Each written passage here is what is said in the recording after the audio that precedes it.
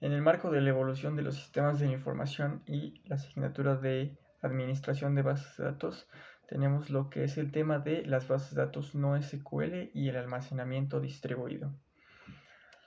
Bueno, tenemos que, como objetivo de este tema, comprender los fundamentos y la necesidad de las bases de datos no SQL.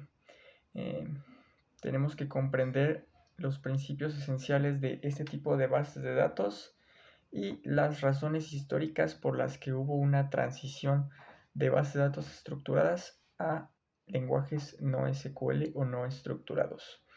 Y también tenemos el análisis de múltiples arquitecturas y sus limitaciones. Y bueno, en este tema es muy importante conocer y comprender cuáles fueron las razones por las que hubo una transición de lo relacional al mundo no SQL.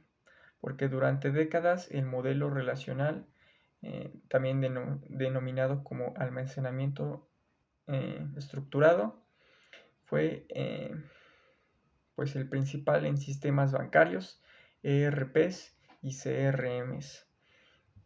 Y bueno, esto se debía a que el SQL tenía una estructura rígida o tiene una estructura rígida basada en tablas con esquemas fijos y relaciones estrictas. También el lenguaje SQL, el lenguaje estructurado, garantizaba lo que son los principios ACID, es decir, atomicidad, consistencia, aislamiento y disponibilidad. Sabemos que son principios muy importantes en lo que es el manejo de datos. Y bueno, ¿cuáles fueron las razones por las que surgió el lenguaje o las bases de datos no SQL? Se puede decir que en la modernidad fueron surgiendo diferentes retos que tal vez las bases de datos estructuradas no podían cubrir. Cosas como las redes sociales y el correo electrónico demandan alta velocidad, disponibilidad continua y capacidad masiva de datos. Por lo que el surgimiento de NoSQL ofreció un esquema flexible, la ausencia de esquemas predefinidos y una distribución masiva. Sabemos que los lenguajes o las bases de datos no estructuradas tienen un esquema más flexible, pues no son tan rígidas o no tienen un esquema de tablas que debe compartir el mismo número de columnas, por lo que es mucho más fácil manejar cantidades masivas de datos. Y bueno, algunos de los principios técnicos clave de NoSQL son, como ya lo mencionamos, los principios ACID, que estos son propias del modelo relacional. Después priorizan la consistencia estricta y transacciones seguras ante cualquier eventualidad. Y tenemos en NoSQL el equivalente serían los principios BASE, que son básicamente disponible o basically available, estado suave o soft state, y consistencia eventual, que es eventually consistent. Estos principios teóricos son muy importantes o muy necesario comprenderlos, pues son las bases de lo que son los lenguajes no SQL o no estructurados.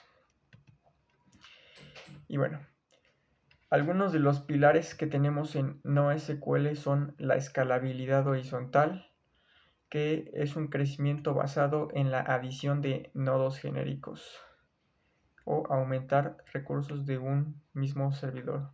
A eso también se le conoce como scale up.